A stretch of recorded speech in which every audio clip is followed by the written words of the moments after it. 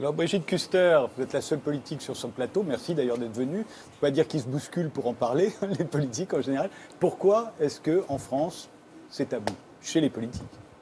Ça n'est pas tabou chez les politiques, puisqu'il y a quand même des débats qui ont eu lieu à l'Assemblée. Certains politiques se sont d'ailleurs prononcés d'une manière ou d'une autre. Il y a même eu des missions parlementaires. C'est plutôt tabou au plus haut niveau de l'État, parce que vous ne trouverez jamais un haut dirigeant qui présentera ça, à mon avis, en effet, en France, comme mesure de dépénaliser le cannabis. C'est pour nous, avant tout, évidemment, un sujet de santé publique. Et comment un haut dirigeant prendrait le risque de légiférer en autorisant une substance avec des aspects néfastes qui sont reconnus par tant de monde dans le monde médical et dont l'Académie de médecine, d'ailleurs, avait voulu en faire une cause nationale, je crois, en 2004. On est quand même sur un sujet de santé publique. Michel Kokorev, c'est tabou ou pas en France? C'est tabou précisément parce que c'est la répression qui est le principal moteur de l'action publique, pas du tout les enjeux de santé publique. Si on prenait en compte les enjeux de santé publique, on serait d'accord avec ce qui a été dit par le pneumologue, c'est-à-dire que c'est bien plus le tabac qui crée la dépendance que le cannabis. Alors ce qui est intéressant dans votre reportage, c'est qu'on voit bien que le contexte international a changé et que c'est les États-Unis qui étaient leaders de la guerre à la drogue depuis Nixon et qui disent « stop ».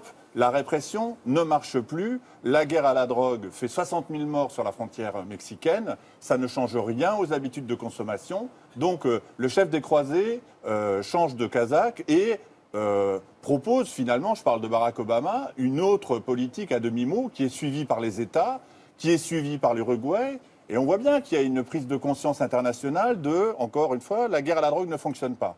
Pourquoi en France on n'est pas capable de prendre en compte ce débat? That's the question. On vous la pose, Bernard Leroy. Oui, je pense que si on regarde toutes les expériences qui ont été menées depuis les années 20, elles ont toutes échoué. Les expériences de de fin légalisation. de légalisation. Je suis prêt à vous décrire tout ce que vous voulez, on n'a pas le temps ici, mais ça tout a échoué. Aux Pays-Bas, c'est vrai que la population, le taux de consommation est faible. Mais les Pays-Bas, c'est le phare pour les trafiquants du monde entier. Je me souviens, un jour, j'étais pour l'ONU au Kyrgyzstan. J'ai vu un type qui était en prison. Il m'a dit qu'il avait été pris parce qu'il avait mis au point un réseau qui envoyait de l'héroïne aux Pays-Bas et ramenait des voitures volées d'Allemagne. Et il l'avait dit parce qu'il avait appris que les Pays-Bas étaient dans cette situation si fascinante. Et les Pays-Bas ne sont pas si sûrs que ça, puisque je rappellerai que lorsqu'ils ont commencé, puisque aux Pays-Bas c'est interdit de posséder de la drogue, mais c'est des guidelines des procureurs généraux qui disent on n'applique pas la loi. Ils avaient dit au début 30 grammes. Ils se sont rendus compte que ça ne marchait pas, ils sont à 5 grammes maintenant seulement. Depuis quelque temps, ils ont considéré qu'il ne fallait plus tolérer de cannabis de plus de 15% de THC, parce qu'il y avait des très gros problèmes. Il était trop fort. Oui, ils ont interdit pour les étrangers également de se fournir. Donc ça veut dire que les Pays-Bas se rendent compte quand même que leur politique pose un certain nombre de problèmes. Alors je voudrais revenir sur ce qui se passe au Colorado. J'ai rencontré quelqu'un qui en revient récemment. Et ce dont on se rend compte, c'est que les gens des pays, des États autour, accourent tous au Canada. La consommation, arrivé en Hollande aussi, on le sait bien. La consommation en un an a augmenté de 74%. Mais il y a plus grave, cette fameuse affirmation selon laquelle on pourrait ruiner la mafia. Moi, ça m'a toujours fait rire, ça me fait penser au socialisme scientifique de Karl Marx. C'était merveilleux sur le papier, on a vu ce que ça a donné sur le terrain. Et ce serait la même chose. Il est en train de se passer au Colorado quelque chose de très intéressant. La mafia vendait cher. Maintenant, c'est moins cher. La mafia, elle n'a aucune contrainte, elle peut avoir une flexibilité totale sur ses prix. Donc maintenant, elle vend moins cher que le cannabis vendu dans le cadre de la légalisation et elle vend du cannabis qui est d'une teneur supérieure. Donc c'est effectivement très intéressant pour les usagers. Et par ailleurs, compte tenu du fait que les gens qui se droguent ne veulent pas être enregistrés, donner leur carte d'identité dans un certain nombre de cas, eh bien, il y a tout un marché pour le crime organisé et de surcroît, ça ouvre la porte du marché pour les mineurs. Emma Vivorca. Oui, c'était juste pour la question du tabou dont vous parliez au début, parce que je suis assez d'accord avec Madame Kuster sur le fait que, en fait, je pense que les politiques débattent entre eux à l'Assemblée nationale et tout ça, mais certainement, comme vous avez dit, quand on arrive à une position assez haute, tout d'un coup... Dès qu'on est ministre, Premier ministre ou c'est plus président. l'exécutif, je pense, du fait qu'il y a un exécutif qui est très fort et que du coup, quand on arrive au pouvoir, les politiques qui ne sont pas plus timorés que d'autres personnes ploient sous le poids des responsabilités que les Français mettent sur leurs épaules et que du coup, ils n'osent pas. Et que la représentation des idées dans la population n'est pas bien représentée suffisamment à l'Assemblée, quoi. Alors, sur la question du tabou, et puis après on reviendra aux arguments de Bernard Leroy, c'est un tabou en France Je pense que oui, mais c'est pas surprenant. On a été les derniers à donner le droit de vote aux femmes, les derniers à abolir la peine de mort, les derniers à vouloir que les gays se marient. Alors, pourquoi on ne serait pas les derniers à légaliser le cannabis, hein? Ça serait dans l'ordre des choses. Émeric Monville, votre position là-dessus? On a vu un certain nombre de politiques de gauche tendre vers cette position de pénalisation. Le think tank Terra Nova, qui travaille pour le PS et travaille là-dessus, des gens comme Vincent Payon, comme l'ancien ministre de l'Intérieur, Daniel Vaillant, avaient ce genre de position. Cécile Duflot. Ce sont des gens donc liés proches du gouvernement actuel du PS, et je ne pense pas que ce soit des gens de la gauche authentique, parce qu'à mon avis, s'il y a bien quelque chose qui pénalise le plus les classes populaires, c'est clairement cette culture de la drogue, la culture du repli sur soi, cette culture, on ne peut pas... Et effectivement, à mon avis, si on donne du travail, plus de travail aux gens, et surtout un travail qualifié, parce que c'est bien ça, et capacité à reprendre possession de sa vie, possession de sa parole de citoyen, effectivement, on ne sera plus dans une culture ultralibérale qui marque les sociétés effectivement, qui dépénalisent, qui sont des cultures du repli sur soi. Alors, ouvrons le débat. Là, il y a en France une politique plutôt répressive. Ça fait à peu près 40 ans maintenant qu'en Occident, on a déclenché la guerre contre les narcotrafiquants. Est-ce qu'elle est efficace? Est-ce que s'il n'y avait pas eu cette répression, on serait plus nombreux dans tous ces pays à se droguer? Est-ce qu'il y aurait eu une explosion, comme en parle Bernard Leroy, dans certains pays, comme le Colorado aujourd'hui? Non, Michel Kokorev? Non, mais bon, le constat qu'on peut faire de façon unanime, parce que je pense que ce qui est important pour sortir des anathèmes et des tabous, c'est de parler de ces questions-là de façon pragmatique et pas de façon idéologique ou morale. Alors, prenons les chiffres d'interpellation. Depuis une dizaine d'années, il navigue autour de 160 000 interpellations par an. France, avec à peu près 85-90% d'interpellations pour usage de cannabis, ce qui me fait dire qu'on a affaire à une police du cannabis. Par ailleurs, très orientée en termes de race et de couleur de peau, mais ça, on pourrait y revenir plus tard. Et on a effectivement un dispositif législatif qui est le plus sévère, quasiment le plus sévère, puisque notamment les enquêtes de l'OFDT montrent que, loin de l'image du laxisme de la justice en matière de stupéfiants, les non-lieux sont devenus de plus en plus rares, les affaires classées de plus en plus rares, et que les juges condamnent, n'hésitent pas à condamner, par des peines fermes, avec sursis. Et donc, on est à hauteur des États-Unis en ce qui concerne la répression, et en même temps, on est au niveau le plus haut en ce qui concerne la prévalence, en ce qui concerne le taux de consommation. Donc, la preuve est faite, à partir des chiffres officiels, que le modèle répressif, le plus répressif, ne porte pas atteinte à la consommation. Puisque ce serait nous, mais ça, est-ce que, alors juste, je vous redonne la parole, est-ce qu'on est d'accord sur le fait que ce serait nous, en France, qu'on consommerait le plus de cannabis? Oui, vous êtes d'accord, Laurent? Oui. On est les champions de la répression et les champions de la répression. Champions de la répression et champions de la consommation. Voilà, tout le monde est d'accord sur ce sujet. Ah oui, non, champion de la répression, je ne suis pas forcément d'accord. Il y a Singapour, on arrête. On arrête 1500 personnes, 150 000 personnes pour usage de cannabis. Et j'ai vérifié les chiffres. Le nombre de condamnations de la prison ferme, 150 000, oui. Et le nombre de condamnations à de la prison ferme, c'est 1500. Et c'est en général des gens qui ont été déjà poursuivis 10 fois ou qui ne se sont pas présentés à l'audience. Donc il faut relativiser la chose. Cela étant dit, je voudrais... Il y a quelque chose qu'on n'aborde pas ici qui me paraît important. C'est que les lois nationales sont basées sur des conventions de l'ONU. Il y a 3 conventions de 61 à 71 qui ont été les conventions qui ont le plus haut taux de ratification. Il y a 193 États dans le monde, il y en a 189 qui ont ratifié la dernière. Ces conventions disent deux choses, c'est que les drogues ne peuvent avoir qu'une utilité, une utilisation médicale, l'utilisation non médicale est interdite, et que la possession en vue de l'usage, on ne dit rien sur l'usage, hein, la possession en vue de l'usage doit être sanctionnée pénalement. Ça ne veut pas dire de prison, mais beaucoup d'États ont mis de la prison. Donc moi, ce que je pense, il va y avoir en avril une réunion de tous les chefs d'État, UNGAS, au 17-18 avril à New York. Je pense qu'il est venu le moment où il faudrait qu'on ne mette plus en prison les usagers. On ne les met plus en prison, de toute façon. Je pense que ce serait déjà une première étape. La légalisation, il n'y aura jamais de consensus. Pour des conventions, il faut un consensus. Quand je regarde, qu'est-ce que ça donne? Vous avez 170 États qui sont intraitables pour ne pas changer.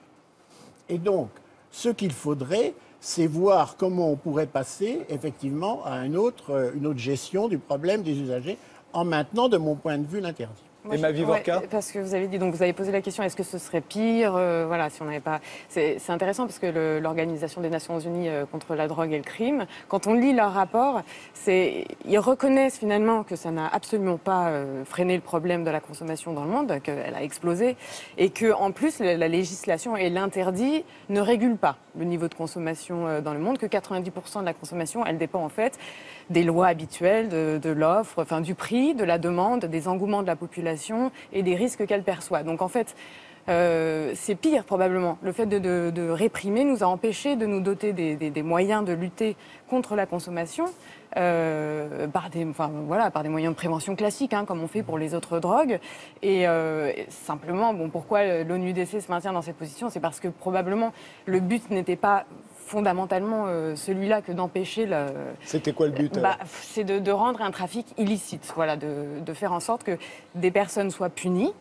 Mais en rendant ce trafic illicite, en gros, on a généré un marché qui représente aujourd'hui, d'après les chiffres que j'ai pu lire, 300 milliards d'euros par an. Pas un marché... 300 milliards qui échappent totalement à tous les États, à tous les faits de fiscalité. Mais nous, ça ne nous intéressait pas à l'époque, parce que nous, on ne produit pas. Voilà, enfin, de notre point de vue, c'était plutôt avantageux que ces trafics-là soient pénalisés. Maintenant, ça change. On n'était pas producteur. Voilà. Emmanuel Auriol ? Oui, alors pour la Convention de l'ONU, justement, elle vient quand même, il faut le savoir, des ligues de vertu américaines, hein, les mêmes qui avaient fait la prohibition. Ah si, c'était du lobbying. Oui, mais ils ont fait du lobbying pendant des années. 183 États qui l'ont mais après, on peut entraîner beaucoup de gens là-dessus. Ça, non. Mais en tout cas, oui, non, si. Et alors, en tout cas, ce qui est certain, c'est que c'est pas parce que vous interdisez l'offre que vous tuez la demande. Et c'est bien ça qui s'est passé. Alors, on a toujours la demande qui est là, l'offre n'y est plus, légale. Et bien, qu'est-ce qui se passe? Il y a une grosse demande, il y a une offre illégale qui se met en place. Donc, avec la prohibition, ils avaient créé la mafia italienne, hein, la mafia, avec Al Capone, américaine. Et ça a été le seul effet, d'ailleurs, de longue durée de la prohibition de l'alcool. Et d'ailleurs, aux États-Unis, ils ont mis en place la prohibition de l'alcool avant celle du cannabis, parce que c'est plus addictif, c'est effectivement, on devient alcoolique, c'est difficile d'être addict au cannabis. Donc la prohibition, c'est une politique de l'offre qui ne marche pas parce qu'on ne touche pas à la demande en fait. Brigitte Kuster, sur cette question, parce que ça représente un marché énorme, 300 milliards au niveau mondial, en France c'est 2,5 milliards par an, hein, je crois à peu près, le marché de toutes les drogues. Comment se fait-il que l'État ne se dit pas, attendez, autant que j'en profite un peu, que je taxe et que je touche là-dessus comme je touche sur le tabac, sur l'alcool et sur les jeux. Bon, évidemment, c'est un débat qui est tentant. Évidemment, on peut se dire pourquoi on ne ferait pas cela. Mais je voudrais revenir sur ce que vous dites, parce que d'abord, vous avez mis répression et prévention en les opposant. Et donc, moi, c'est quelque chose qui m'est très difficile à entendre comme argumentation, parce que je pense que les deux peuvent exister.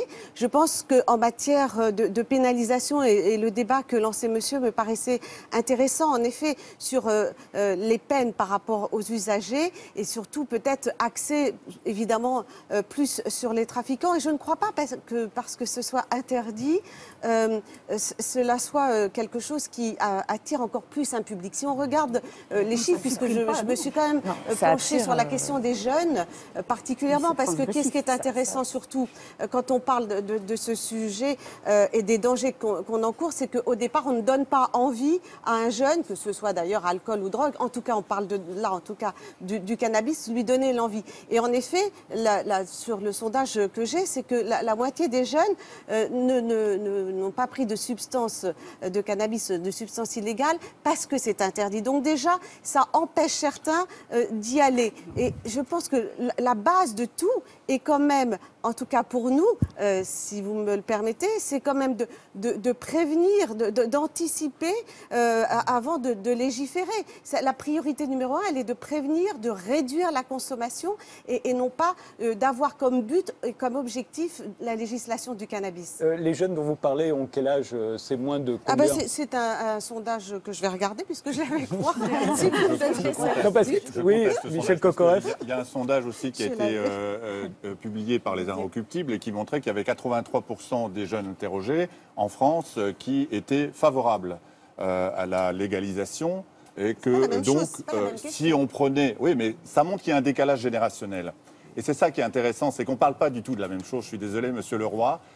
Moi, je vois les États-Unis qui, effectivement, changent de position. Enfin, je veux dire, il faut se rendre compte de ce qui s'est passé aux États-Unis à partir du moment où il y a 20 États qui sont soit sur le cannabis thérapeutique, soit 4 parmi eux sur la légalisation, comme l'a vu au Colorado. Quel est l'argument central? C'est un argument économique. C'est un argument économique. Et donc, si on se replace dans le contexte de la France, on peut se dire... la répression, ça coûte 300 millions d'euros chaque année. Ça ne produit pas des résultats énormes parce qu'on dit tout le monde fume, ce qui est un peu excessif. Et le modèle de légalisation via une sorte de CETA du cannabis, c'est 1 milliard d'euros annuels. Donc voilà des chiffres. Et quand on me dit la prévention, je suis désolé, mais la prévention, elle est mineure en France par rapport à l'option répressive, qui encore une fois ne marche pas. Donc on a l'impression d'une schizophrénie, un discours qui ne correspond pas aux réalités. Ce ne sont pas les mêmes acteurs aussi. Ceux qui font la prévention et ceux qui font la répression ne sont pas les mêmes acteurs. Mais les acteurs de la prévention sont minoritaires en matière de drogue en France. Vous ne pouvez pas comparer la justice et des acteurs de personnes qui sont dans la prévention, que ce soit le milieu associatif, que ce soit les médecins, ce sont deux mondes différents. Donc on n'a pas à les comparer en disant que l'un est plus fort que l'autre. Ce sont des sujets pour moi très différents. Et je voulais juste vous donner le chiffre, puisque l'étude, donc ce sont des jeunes, donc la moitié des jeunes de 17 ans n'en consomment pas et disent ne pas le faire parce que c'est interdit. C'est une enquête. Cela dit, ça restera interdit pour les jeunes de 17 ans. Nulle part où c'est légalisé. Ce qui est intéressant, c'est que la moitié n'y vont pas parce que c'est interdit. Mais ça resterait interdit, pardonnez-moi, juste je voulais dire, c'est que quand on parle de légalisation, si vous avez bien entendu, en tout cas dans les pays où on parle de légalisation, il ne s'agit pas de le légaliser au moins de 18 ans, ni même au moins de 21 ans. Il s'agit de faire en sorte que les dealers soient plus devant les écoles. Exactement. Au collège. Non, mais c'est toute une chaîne, bien sûr. Bernard Leroy, vous disiez, pardon. Oui, c'est la théorie. Dans la pratique, ça facilite l'accès. Vous voulez dire que partout où, par exemple en France, où les cigarettes sont interdites aux moins de 18 ans, ça facilite l'accès au tabac pour les moins de 18 ans? Non, je parle sur la drogue.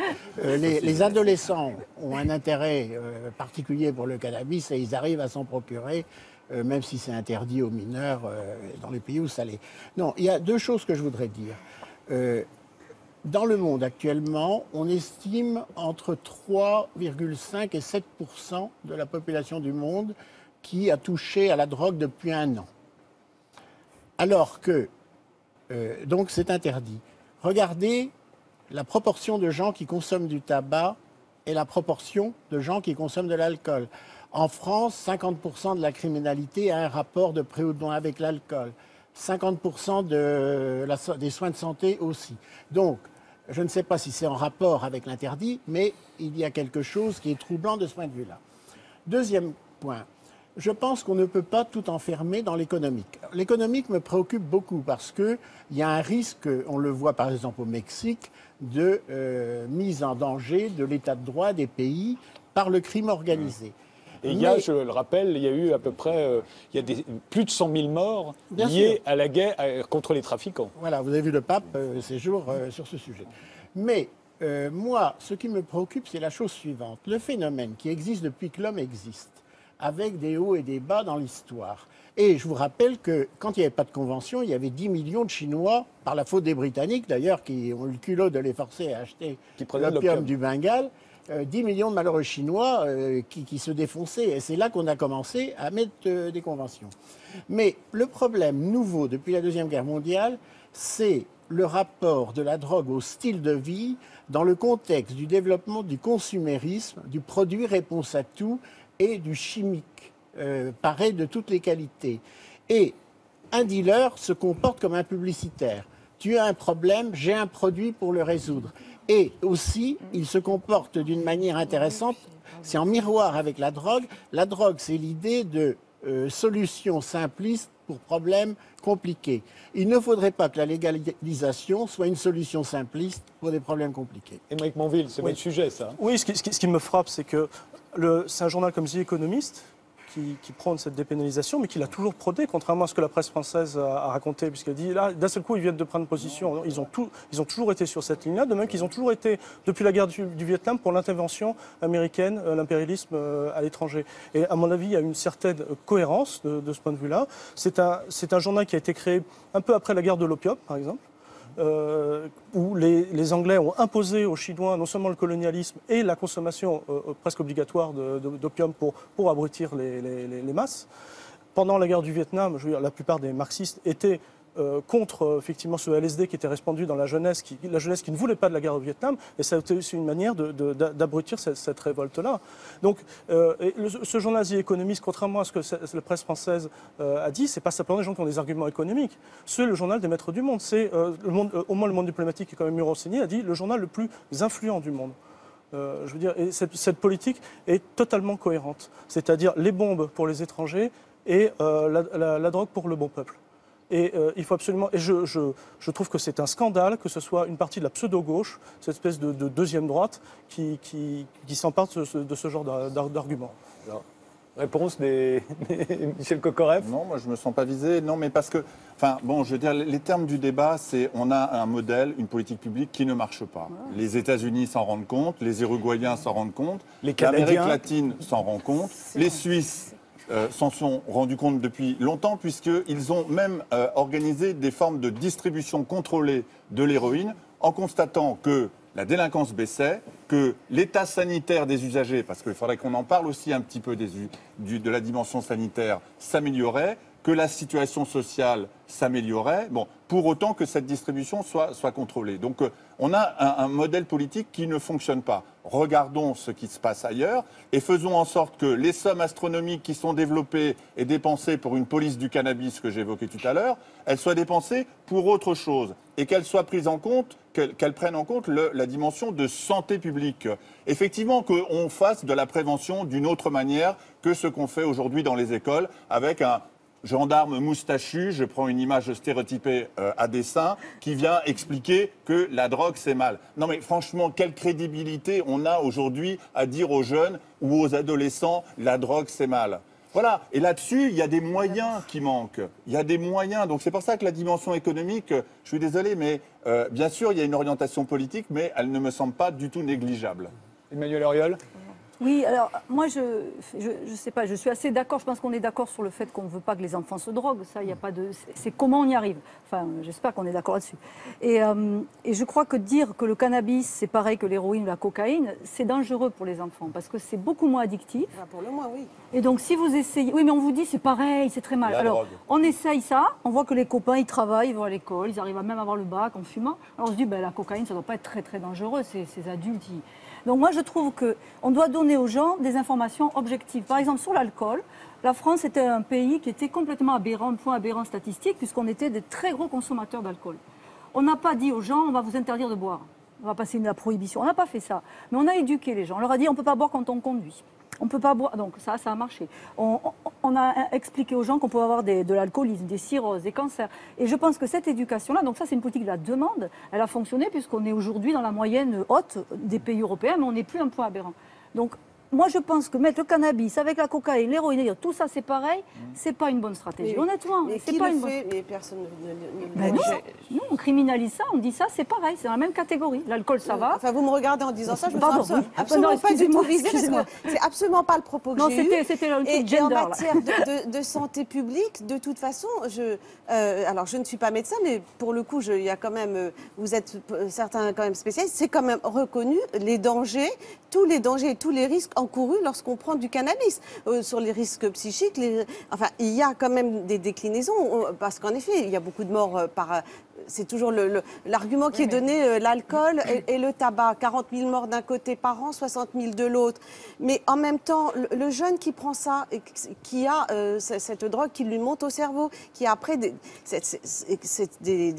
risques qui peuvent faire de concentration, de mémorisation. Il y a des risques après où le cerveau est imprégné quand même par cette drogue, suivant évidemment la force de la drogue. Donc, ce que je ne comprends pas, c'est qu'on a l'impression de parler d'une substance qui serait anecdotique, qui serait juste « oh, je prends un joint de temps en temps et c'est pas grave ». Eh bien si, ça peut l'être. Et donc, cette pédagogie dont vous dites pourquoi on dirait ça, ça n'a pas marché. Après, vous donnez justement les arguments que ça a marché pour l'alcool. Eh bien si, plus on expliquera, plus on ira dans les écoles. Je suis désolée, étant élue et ayant plusieurs lycées dans mon arrondissement, plus on fait de pédagogie sur ce genre de sujet, si on y va en baissant les bras, alors en effet, mais il faut montrer la dangerosité du produit, quel qu'il soit. Mais vous avez raison, en même temps, en montrant la différence. Oui. Si on parle de LSD, c'est pas la même chose. Si on parle d'ecstasy, c'est pas la même chose. Mais parlons-en, mais en disant, c'est pas pour ça qu'il faut légaliser sous prétexte que c'est moins grave, entre guillemets. Emma Vivorka, vous aussi, vous ête pour la légalisation, mais pas pour les mineurs, on est d'accord. Pas pour les jeunes. C'est une évidence. Surtout que je pense qu'il n'y a que la légalisation qui permettrait de se donner les moyens de protéger les mineurs, pour le coup, qui sont particulièrement vulnérables par rapport à ça, c'est clair. Parce que le cannabis, tout le monde le sait, oui, c'est un produit comme les autres drogues, comme l'alcool, comme le tabac, c'est particulièrement dangereux pour les jeunes. C'est très dangereux, justement. Et en plus, plus ils consomment tôt, et plus ils sont à risque de développer des addictions. C'est important de le dire, parce qu'on n'a pas encore dit depuis le début. Le problème, en fait, c'est que la répression, c'est pas que ça ne marche pas, c'est que ça marche, c'est pour créer seulement des problèmes, quoi. Tous les problèmes dont on a parlé depuis le début sont liés à la prohibition, pas à la drogue. Les 600 nouvelles substances qui sont apparues cette année, l'année dernière, c'était 488, l'année d'avant c'était 80, et il y a quelques années c'était 40, c'est exponentiel, et l'année prochaine ce sera 1200. Ça c'est la prohibition, c'est des petits génies de labos qui fabriquent des substances nouvelles pour contourner la prohibition pendant 2-3 mois, jusqu'à ce que ce soit interdit. Que ce soit interdit. Et du coup ils produisent tout et n'importe quoi. Je veux dire, voilà, on peut toujours continuer comme ça, pour que ça... Michel Cocorel voulait... Par ailleurs, juste pour continuer, les overdoses, overdoses, les gens ne savent pas ce qu'ils consomment, ils veulent prendre du plaisir un soir, ils meurent, depuis le début, tous les problèmes sanitaires... Vous voulez dire qu'on ne mourrait pas si c'était légalisé? Bien sûr, ils ne savent pas. Je veux dire, au moins, les gens sauraient ce qu'ils consomment. On pourrait limiter la concentration des produits, on pourrait les orienter vers des consommations moins néfastes. Ils iraient chercher autre chose de plus fort.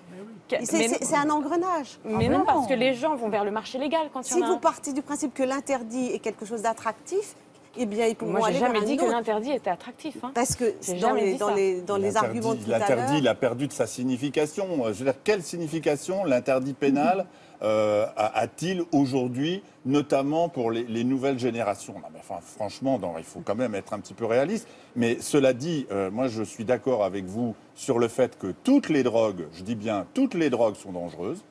À commencer par l'alcool, le tabac, parce que je suis désolé, l'alcool, ça ne marche pas très bien. On est, je pense, bien placé en France. Les lobbies sont là aussi pour... Les médicaments psychotropes sont des drogues dangereuses. Le cannabis est une drogue qui peut être dangereuse. La question, c'est comment on socialise leur usage. Et ce n'est pas avec la répression qu'on socialise l'usage. Imaginez une discussion entre des adolescents ou des jeunes majeurs et leurs parents sous couvert de l'épée de Damoclès de l'interdit. Est-ce que c'est vraiment facile de parler des usages, des risques, des occasions où il faut en prendre, pas en prendre, avec cet interdit-là?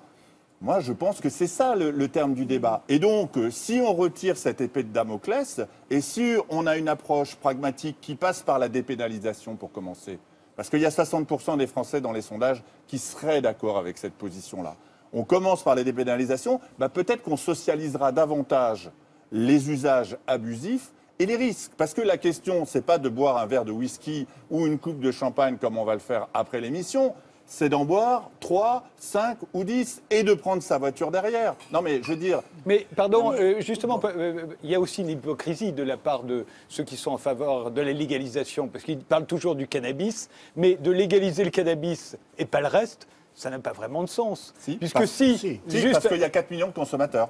Il y a 4 millions de consommateurs, mais il y a de plus en plus de consommateurs de cocaïne. Non, ils sont 400 000, Enfin, officiel. Mais vous avez vu les chiffres, c'est exponentiel la cocaïne C'est 10% aujourd'hui. du nombre de consommateurs de Parce que c'est de plus cannabis. La- L'interdit, Il y a quand même une différence d'échelle. Hein. Oui. Mais bon. Oui. Mais tous les arguments, oui, qui consistent à dire il n'y a pas de raison de laisser tout cet argent aux mafias, c'est valable pour le cannabis, ce sera valable demain fait. pour la cocaïne. Bah oui. oui, donc, Émeric Monville. Mais pourquoi est-ce que l'État devrait concurrencer la mafia sur son propre terrain, vendre la même chose? Où est la dignité de la République? La République, c'est pas l'État, c'est concrètement c'est le peuple français qui l'a fondée. Ce sont ses acquis sociaux de dignité. Et quel message on va envoyer? Robespierre, à qui la France doit une partie de son prestige, il sait « Je suis fait pour combattre le crime, non pour le gouverner ». Et là, c'est véritablement gouverner le crime, concrètement. Ce n'est pas le combattre. Cet argument me fait rire, combattre les mafias en faisant exactement le même type en commercialisant la même chose. Mais c'est une honte. Alors, dans ce que vous dites là, il y a une confusion parce que il y a une tendance à ne penser qu'à l'usage du cannabis occasionnel par des gens qui vont bien, pour qui c'est drôle, etc. Mais les drogues, c'est aussi plein de gens qui vont très mal et qui vont de plus en plus mal à cause des drogues et qui demandent précisément aux mauvais médicaments de traiter leurs problèmes. Et dans le contexte de ce que j'ai dit sur le consumérisme et le produit réponse à tout, si on ouvre les vannes, on aura de ce point de vue-là la submersion. Pour reprendre ce que vous disiez, excusez-moi, pour reprendre ce que vous disiez tout de suite sur l'épée de Damoclès, moi je vois aussi une autre épée de Damoclès le jour où on aura légalisé. Le sale gamin qui a 16 ans, qui va pas bien, pourra dire à son père, le gouvernement que toi mon père, tu as élu, me permet d'en prendre, même si ça ne te plaît pas. C'est le super pied, c'est la bombe atomique. Et c'est une transgression au niveau familial qui est bien plus forte que la transgression au niveau légal et qui risque d'avoir un effet tout à fait détonnant. Non, moi j'avais envie de parler des banlieues parce que... Attends, vous n'avez pas répondu à mes... Non, mais parce que c'est aussi la question par rapport aux mafias et par rapport aux arguments qu'on essaie de développer, et notamment à la question de l'État et de la République. C'est-à-dire, qu'est-ce qu'on fait? La place du cannabis, il y a eu un reportage sur Marseille. Bon, la violence, elle est au Mexique, elle est aux États-Unis, et c'est ce qui fait que le chef des croisés tourne Kazakh. La violence. Le chef des croisés, c'est Barack Obama. Hein, Exactement. Et c'est la violence raciale, ne l'oublions pas. C'est la violence contre les Noirs, les Afro-Américains. Et en France, c'est la violence raciale contre les Noirs et les Arabes, qu'on ne veut pas nommer comme tels, mais qui pour autant sont très nombreux dans les prisons. Et cette violence-là, elle existe dans les quartiers de Marseille. Qu'est-ce qui est le premier produit d'appel dans les quartiers de Marseille? C'est le cannabis, c'est pas la cocaïne. Mais pourquoi donc? Parce que c'est la seule manière de faire de l'argent et d'avoir une certaine dignité, faute d'emploi, du fait du chômage. Ce qui veut dire, parce que ça me semble important aussi de ne pas avoir une vision trop centrée sur les drogues, c'est que si on allait vers ce scénario dépénalisation versus légalisation, il faudrait y associer aussi un plan social. Parce que ça va créer un appel d'air, cette histoire-là. Et que le problème, notamment en termes d'offres, il est là, il est dans la revente. On ne vend pas du cannabis pour s'amuser, on vend du cannabis parce que c'est un boulot, parce que c'est un job et qu'il n'y en a pas d'autre. Donc là aussi, l'action publique, elle est importante. Et pas simplement en mettant des CRS. On met 50 CRS à Saint-Ouen. Qu'est-ce que ça change ?